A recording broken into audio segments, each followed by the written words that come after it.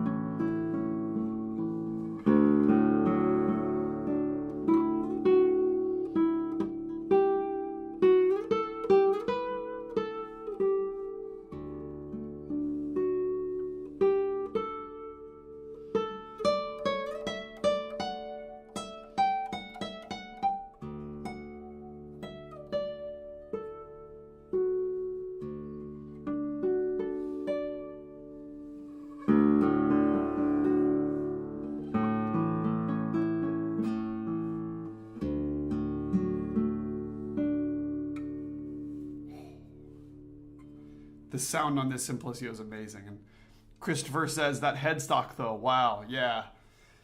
Simplicio's headstocks are so amazing. And then this particular one has the gold foil going through it as well over the top here. Let me see if I can get closer. I'm going to have amazing photos of it taken this week, actually. But just look at that thing. Isn't it amazing? Pretty cool. It's amazing guitar. And this one has a Brazilian Rosewood Tornavoz as well, and the back and sides are also Brazilian Rosewood, which actually I thought you wouldn't be able to see because it's pretty dark, but I think you can see it lean into the light like that. So it's an amazing guitar. Jaden says, I saw that you're sponsoring the ACG. He's talking about Austin Classical Guitar open mics. Are you going to bring guitars to any of the open mics? Oh, that's a great question. Yeah, I'm glad you saw that. And yeah, I am planning on doing that. However, I think I'll probably bring over more student model guitars and just leave them with ACG to show at the open mics for those that are looking to go from, maybe a starter guitar to something a little bit nicer. I can't bring the Simplicio there, although that would be cool. Or at that rate, any of these guitars that I have around me here today. But yeah, I think that would be a fun thing, and I have to think about how to integrate that a little bit more.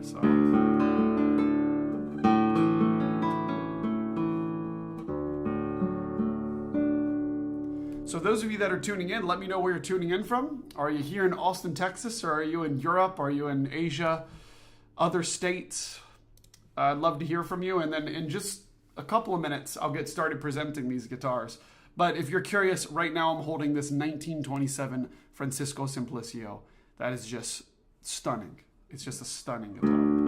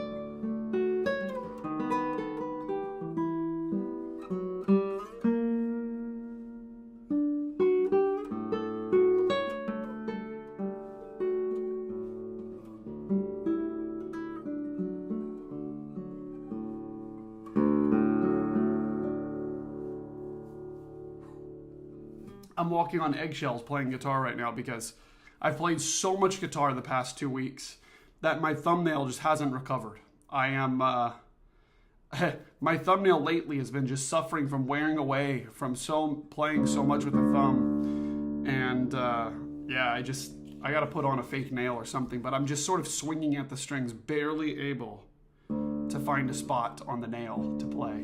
So I'm oftentimes missing and just whacking at other strings here. But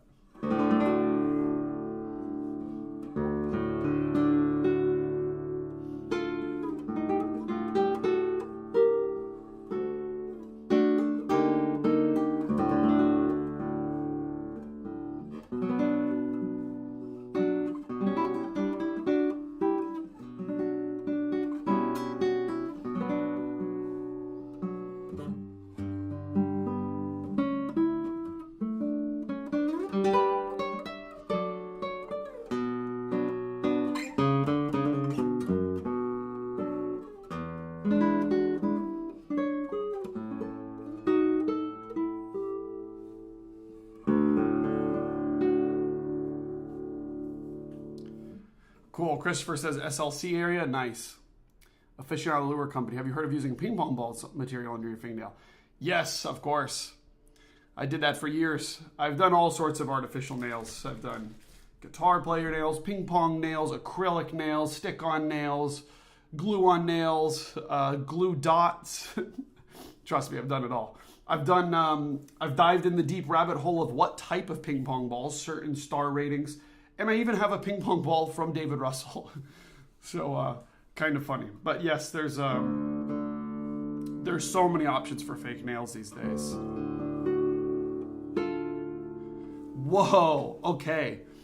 Yafi Gaming 7 says, guess what? You were recommended to me by ChatGPT. Okay, you have to tell me, what was the question you asked in order for it to recommend me? You please have to tell me. You have to tell me that. That's amazing. That's the first time I've heard that too, so thanks for letting me know.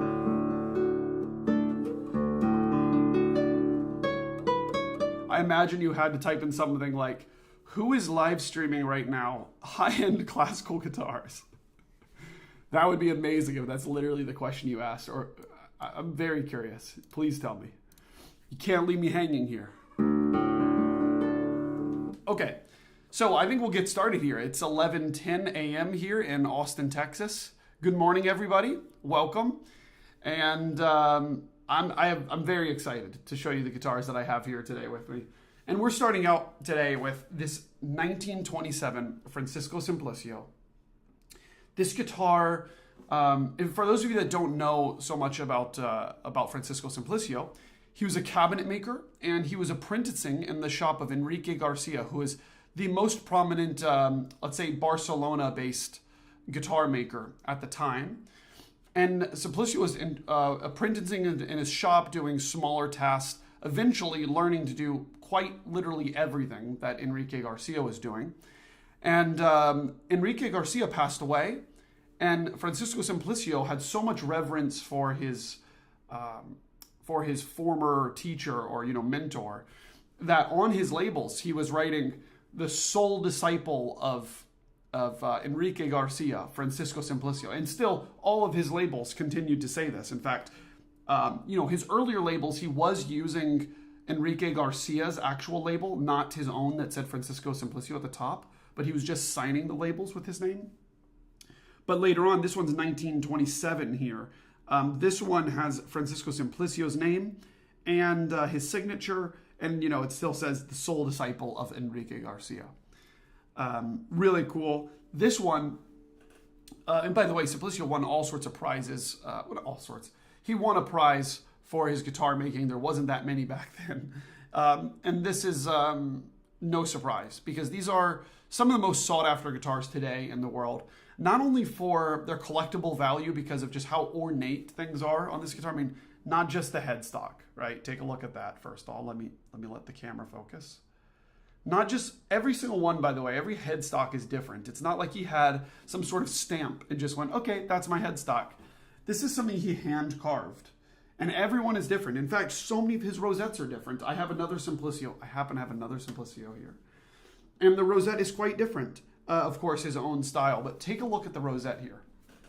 Let me bring it close and not hit the microphones. Isn't that beautiful?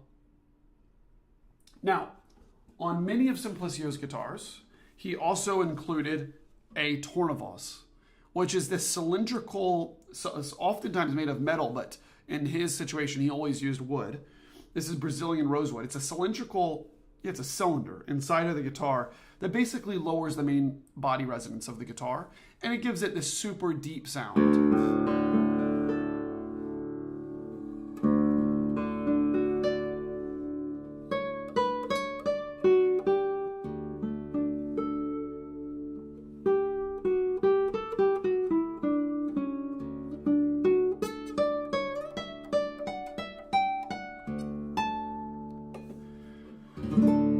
But what you'll often hear people say about the Tornavoz sound of Simplicio guitars is that it doesn't really take away from the high end of the instrument. Like, for instance, a lot of guitars with Tornavozes, you'll hear a muted high end of the guitar where it's like not quite as bright.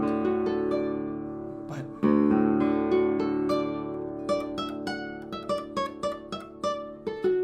isn't that surprising? You can almost get a flamenco sound out of it if you push hard enough.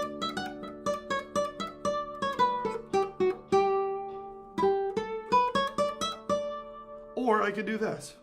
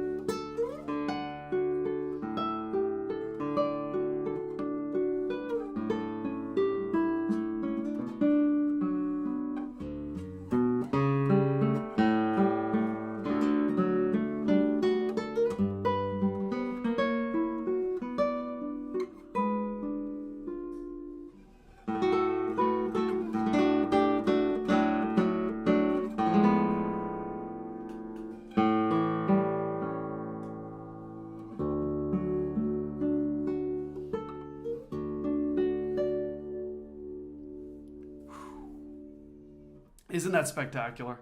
I love when I do things like this.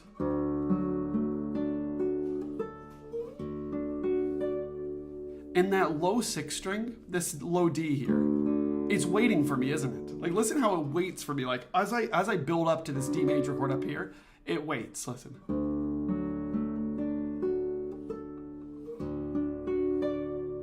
I could even not play it again. It's so loud still.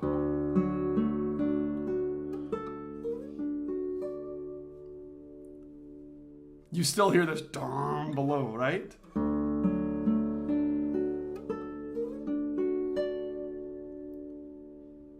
It's the coolest thing.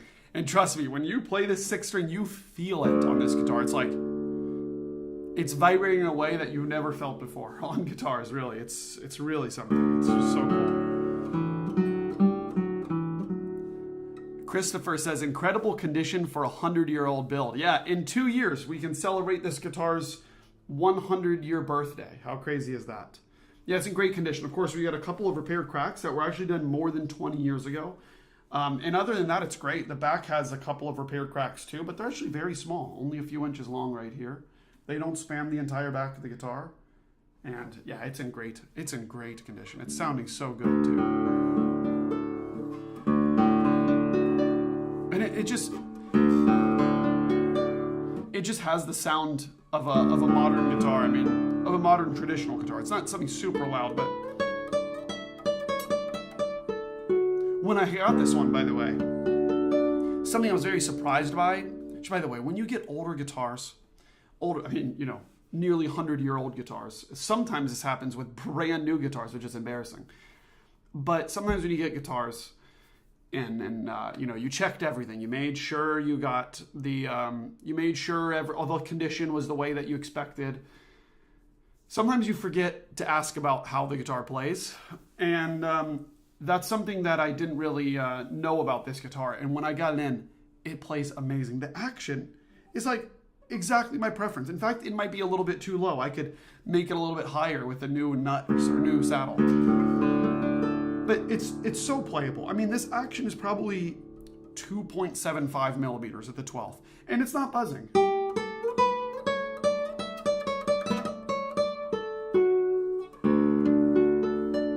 Isn't that something? Oh, Jaden asked a great question. Is it possible to get a Tornavoz for a guitar that didn't come with one, or does it have to be custom fit? That's a great question, Jaden. It is possible. In fact, for very cheap, you can go and grab one from D'Addario. It's actually very precarious to put in your guitar. You have to be careful. They sell one for acoustic guitars. You can measure the length. You can go on their website, measure the length of your sound hole. And you have to fold it, take your strings off, fold the sound port, put it in your guitar, and then you can sort of see how that fits. In addition, I haven't followed up on this, but there's a luthier, Daniel Stark, who's building custom Tornavozes for people. Now I have to say, if your guitar was not made to have a Tornavoz in it, then you may not be very happy with the result. Luthiers that use Tornavozes normally have this in mind. They have this in mind that their main body resonance is going to be at X when you put the Tornavoz in. And that allows them to do other things with the top of the guitar in the bracing and how they construct it in general. So it's not something that's just going to automatically make your guitar better. In fact, I have to warn you against this too. When you add a Tornavoz into a guitar that is not, meant to have one, at first it's going to be awesome. I have to tell you, you're just going to be hearing your guitar that you know so well in a different way. And for that value alone, it could be very worth it to just do that, But soon after, you're going to be thinking, soon after, as in maybe like a few hours later, you're going to be thinking, this isn't so, I don't know, balanced, or the trebles really got wiped away from this. You might have some second thoughts afterwards, but it's really fun to play with. Okay, so let's see. Yafi. I think I'm saying it right. You asked ChatGPT to name 10 guitars who have lower than 10,000 subscribers. Oh, that's awesome. Cool. Well, welcome. Okay, now we're up to standard tuning. And Yafi asked me to play something romantic here. Well, you know what we got to play, y'all.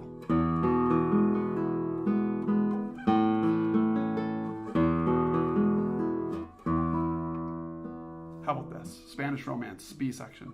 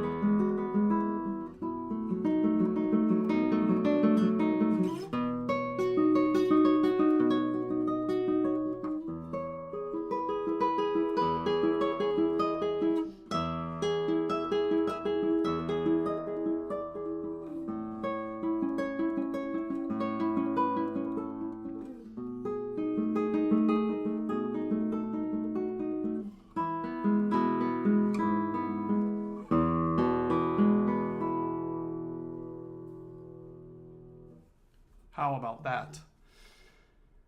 This is amazing. This Francisco Simplicio from 1927 is one of the most special guitars I've had in my shop recently. And of course, this isn't on the website yet. If you happen to be watching this and you're interested in this rare and awesome of a guitar, please let me know. But for now, I'm going to move on to the next instrument because it's already 11:22. I've gone on quite some time with this instrument. Next up is a very different guitar, and that's why I had to start with this. This is not nearly as loud as the next guitar that I'm going to show you, which is a very modern guitar, both in terms of when it was built and the style of building. Whoa, and it's extremely lightweight. Now, a full video releases on this guitar tomorrow, so I'm going to keep this one fairly short. It releases tomorrow at 8 a.m., and that's also when it goes up on the website. Good morning, Bob. Good to see you. This guitar is made by the Canadian luthier Mark Usherovich, and as I'm holding it into my hands, it feels like I'm holding half of a guitar. It's extremely lightweight. It's actually very well balanced. Like, it doesn't feel weighted toward the neck or anything. The whole guitar is just a feather. It's the type of guitar you pick it up and you're surprised. When you do this, it's nothing. I don't know how else to describe it. It's very lightweight. Although I did measure it for the video, and it's under 1,400 grams. So it's extremely light. Now, this is, like I said, made by Mark Usherovich. He's a Canadian luthier. This was made in Niagara Falls, Canada. And it did not go over the waterfall, okay? It's extremely lightweight and it's extremely loud. It is his carbon lattice brace model. It's from the year 2024. This one was owned by a collector for its whole life of less than a year. This guitar was made, July 2024. So it is just waking up. It's just opening. And you know what I realized in the video? That I said it's in perfect condition. And that was just, that was sort of the feeling that I got from it, from looking at it in the description. But now I'm actually looking at it. I was thinking, should I edit the website before the video goes live? And it is in perfect condition. I mean, there are little things that probably the luthier or someone who tried the guitar, like there's like a tiny little nail mark here, but my attention for detail with this is very high.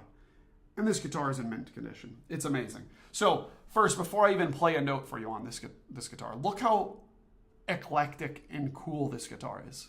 I mean, this ebony fingerboard has this light strip here in it, where he's decided, I think very tastefully, to put this black dot, which I think is just the coolest idea. Now, I'm not sure how useful it is in finding the 7th fret because I have the dot here too. And, when there's a dot here, it's closer to your eyeball, than this dot. However, I just think it's really cool. And if you're a teacher, and you want to teach on this high end of a guitar or whatever around your students, I think it's the coolest thing to have because, like, hey, where are you playing right now? Is this the 7th fret? Obviously, no. You're one off, right? There's the 7th fret. So, I don't know. I think it's really cool. And to my taste, if it was even smaller, it would be even better. To where, like, I mean, from here, do you even notice it? Maybe if you guys have me blown up on a big screen or something, but it's not noticeable. Now, this dot is noticeable. And this one maybe is a little bit more useful because when you're going up here to play A, you really need to be able to find that note. Now, I mean, this is important. And a lot of times we do harmonics here if we're doing something like, right? So your right hand is actually trying to find the dot, not your left a lot of times. So anyways, check it out. It is a spruce top, like I said, lattice brace, and you get to see inside of it in the video that I release tomorrow. It has this very comfortable armrest made from a different wood than the back and sides. I'm not sure what it is. But then the back and sides are made from flamed maple. And it has some spalting patterns in here too. Do you see like these that go down it? Look at this back. It's pretty extravagant. And the sides are flamed maple as well. Again, with this like spalting pattern.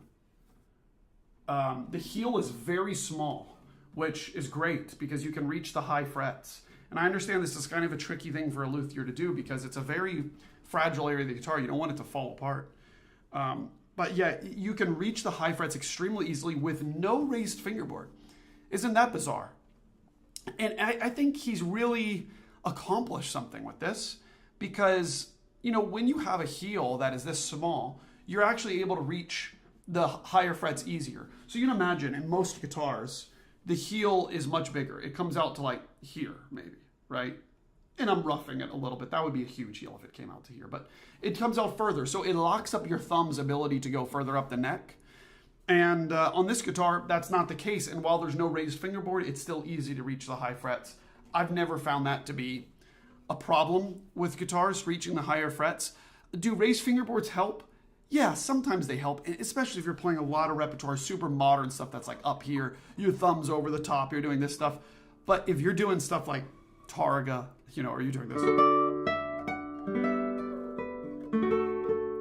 When I'm playing this, I never think, oh man, I wish this guitar had a raised fingerboard. In fact, I've already written to Mark about this guitar, and nowhere was I like, you know what? I wish it had a raised fingerboard. I don't feel that way. It's fine without it, and I actually kind of like the compact feeling of this guitar without the raised fingerboard. So let's hear it. I've been talking, been running my mouth for so long now. Listen to this guitar. Now, I might have to turn the volume down because I might be peaking the microphones. I am. So, hey, this isn't a volume difference with the guitar, but I'm peaking the mic, so I turned it down some.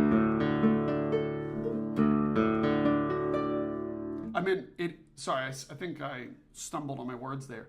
This is a much louder guitar than the previous guitar that I was playing, but I was just turning it down so that it doesn't blow the microphones out here.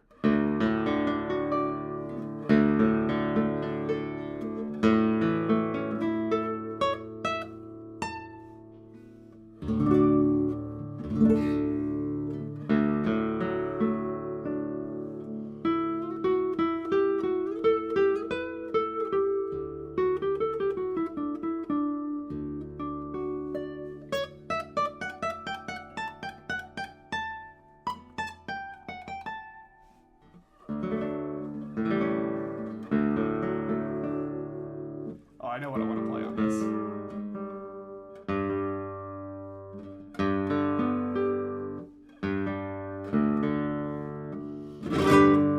That's going to peak the microphones too, so I'll play gentle here.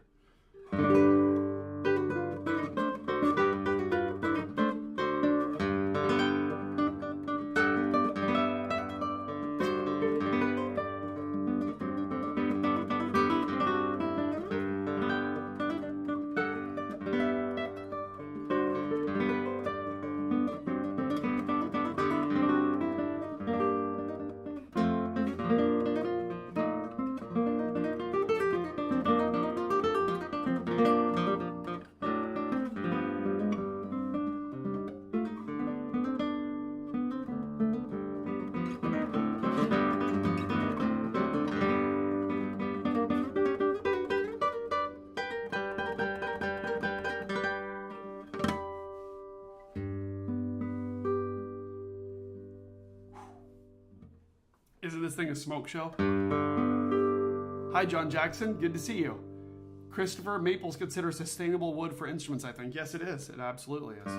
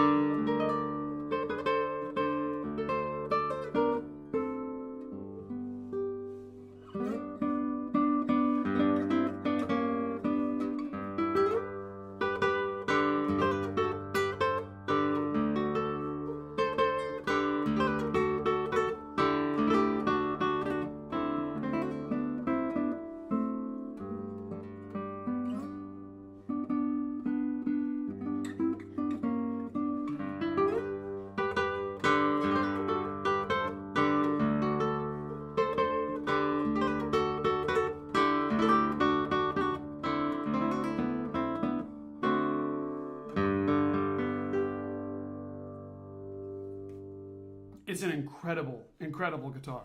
Bravo to Mark for making this one.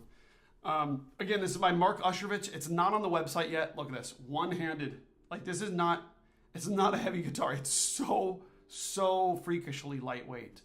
But yeah, this is made by Mark Usherovich. It's a carbon lattice brace model. Oh, I forgot to mention a peculiar part about this guitar before I go on to the next. And that is that it's an extremely low main air body resonance, which there's not so many lattice brace guitars that I can think of that achieve that. I think a lot of times the lattice bracing gets a little bit heavy, or the style of lattice brace guitars is doubled back and sides with all this reinforcement. But this main air body resonance is between an E and an F.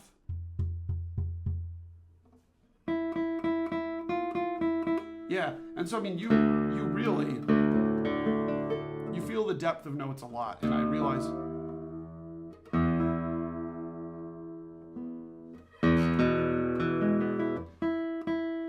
I didn't go into standard tuning at all.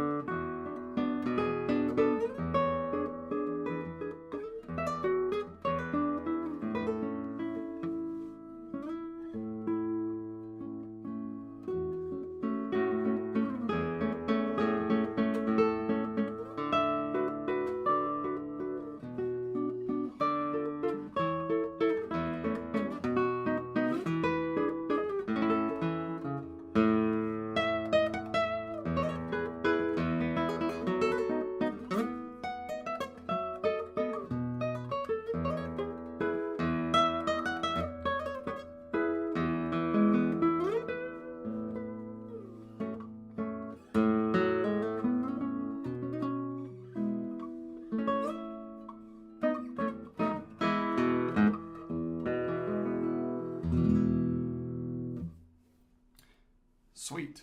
This guitar is a hot rod. It's so even everywhere you play.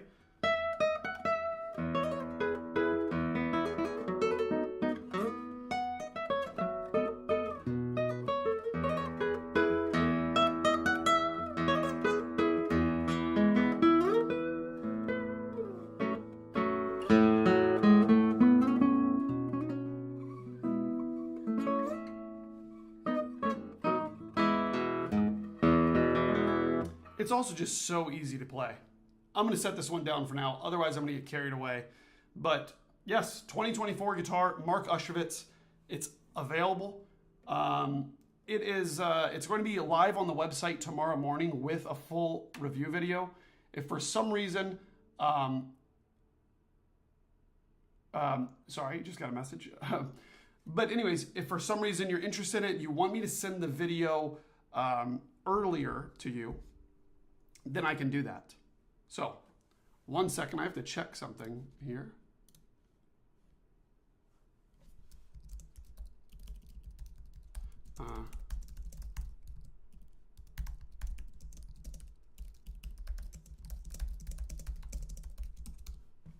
Cool.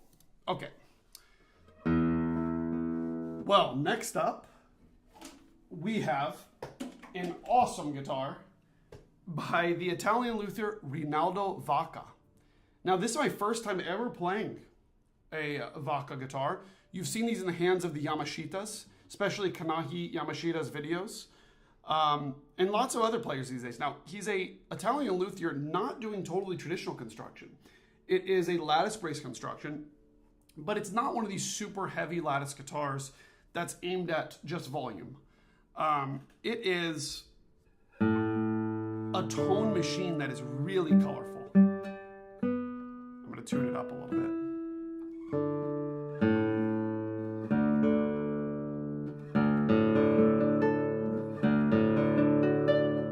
Now, this guitar, first off, as you can see, wow, if it's leaned in the wrong light, it looks so dark, doesn't it? It is dark. But when I lean in the light a little bit, you can see that the cedar top is, it's got a very chocolatey color. And I believe that this would be sunken cedar, as they call it. So it's like cedar that was at the bottom of, that was in water for a very, very long time. And because when you look on the inside of the guitar, it's that same color. It doesn't look like it's stained or tinted. Now, if you are a fan of blue, you're going to love this guitar because look at this really simple rosette that just glows. And it is a bright blue. Like when you see it in the sunlight, you'll see it's very bright. But of course, you take it away from the sunlight and it's just got this like ominous glow to it. And the purflings, I'm going to set the guitar down carefully. Well, maybe not. I am just going to show you like this. The purflings along here, you can see are also blue. But it's subtle. You know, I'm holding it up to your face here basically, right? And you can see it now. But when I set it down into my lap, it's less noticeable. It just looks like something decorative here, right? Now the back and sides of this guitar are Indian rosewood. Looks really nice. And the headstock also is a very unique design here. Very minimal. There's nothing flashy about this headstock, but the purflings also a little bit of blue going on here. So it's the blue and the purflings that line the guitar. Let me show you so you know what I mean. It's not something that sticks out to you. You may never even notice, even if you own this guitar. Unless I point it out, you may not even notice, unless you're one of these people that, you know, really looks at these little things. But there's these little lines of blue that are really interesting. I mean, honestly, it's quite nice. But the real star of the show is the sound of this guitar and how easy it is to play, actually. So I have to send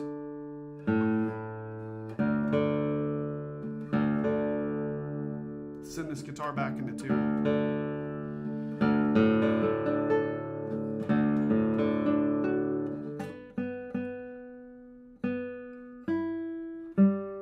There we go. Now this is my first experience with one of these guitars. I've been very interested in them.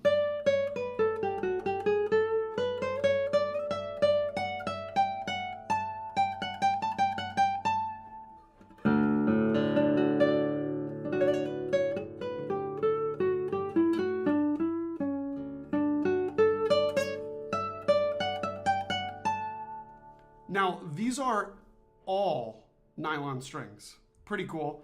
It's sounding like this already, and I'm not really influenced to change them. There's tons of sustain. Look at this, I'm muting all the strings.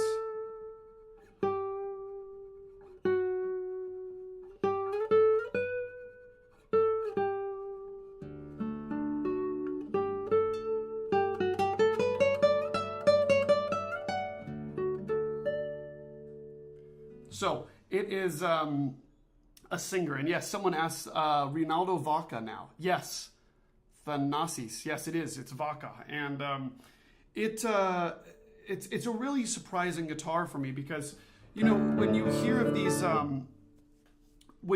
these Italian makers, you're mostly thinking of very traditional guitars, and then when you hear Lattice, you're thinking, okay, someone's going to be very, very different. Sorry, one second. Something's going on in the background here. Okay, so making sure everything's okay because I had a guitarist delivered today. So my fiance is grabbing that. Yeah, this is a Vacca guitar. And the lattice bracing on this doesn't sound extremely lattice. It just... it has a very natural sound.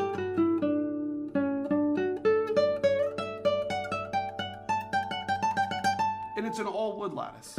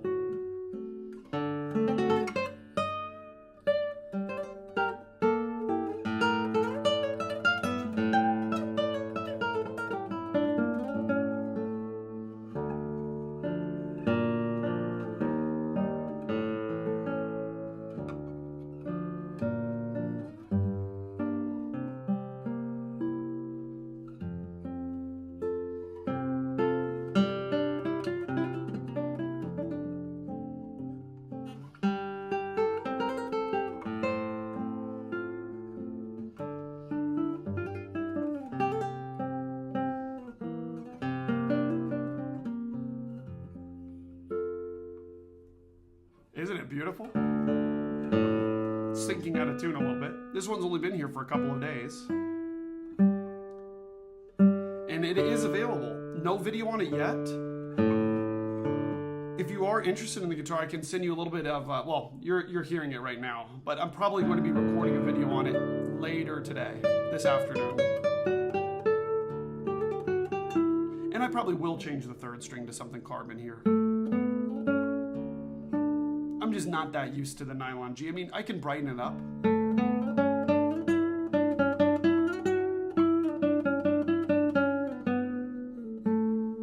But how flexible the string is so nice. Let's go to standard tuning, yeah? This guitar, by the way, very easy to play. A perfect neck, I have to say. You know, I don't give that qualification in many guitars, but it's thin, it's C-shaped. For me, it's a perfect neck. Not to mention the fretwork, tall frets on here. Maybe they're medium high. And the action's very, very low. Like maybe 4.3 or 3 and 3.75, 2.75, somewhere around this.